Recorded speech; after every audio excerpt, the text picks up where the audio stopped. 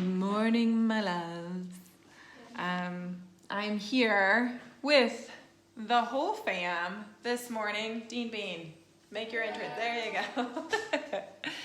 We are having our breakfast chats together. I am drinking my tea right now, and Eva and Dean are making breakfast. So this week we've been talking about that mother leadership style. And there is an aspect of leadership that we train people on that is very, very crucial to the part of this mother leadership style. And it's basically something that we call managing the screens and leading from the field. Okay, so shall we talk about that? Mm-hmm. Do you understand what that means? Yes, I think so. Okay, you want to explain it? So managing the screens is like, you see all of the different things that people want and you have to put them together. Yeah. So managing the screens is like, we are in a very complex world where there's a lot of stuff going on. So for example, there are 3 kids here. We're all part of the system. And it's my job as the leader of the system, and Jax, as he's growing to be one of the leaders in this system, and Eva is starting to do this too, to pay attention to the voices that are in the system and the things that are going on in the system, and manage them. So there are a bunch of different screens that I am paying attention to, and that also includes myself because I'm part of the system too. And the physical environment that we're in, and Remo, as he's down here too. You know, there are just a lot of things that are going on, and managing them and then responding to them is one of the things that we really train people on. And it's important to grow that muscle of paying attention to each one of the screens. So we as moms especially really know this because we'll have people at very different ages and levels of leadership. And it's our job to really pay attention to each one of them and the needs of each one, and listen at that kind of deep listening level to what's going on there. Mm-hmm. There's something that you said you wanted to talk about. You want to talk about it? So it's punishment and rewarding. So when someone does something good, if you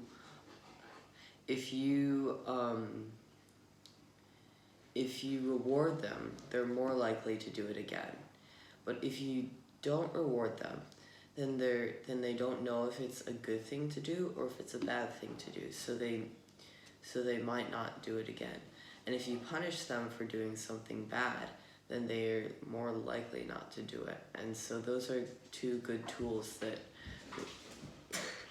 we can use in leadership. Yeah. And it's kind of like it's important to use both of them and not just go towards one all the time. It's striking that balance, kind of what we talked about yesterday, striking that balance point. And it's really, really important while we're doing it to figure out what is needed from each one of the kind of screens that's here. So this was actually what Dean wanted to talk about. What do you want to talk about?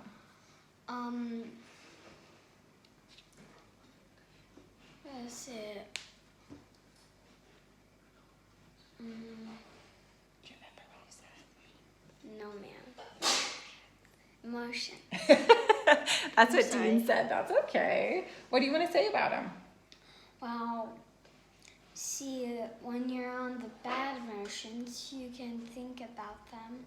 And once you do something wrong, you can forgive yourself and move on. And when you're on the good emotions, you can be happy and thank God for telling you that you need to do that stuff.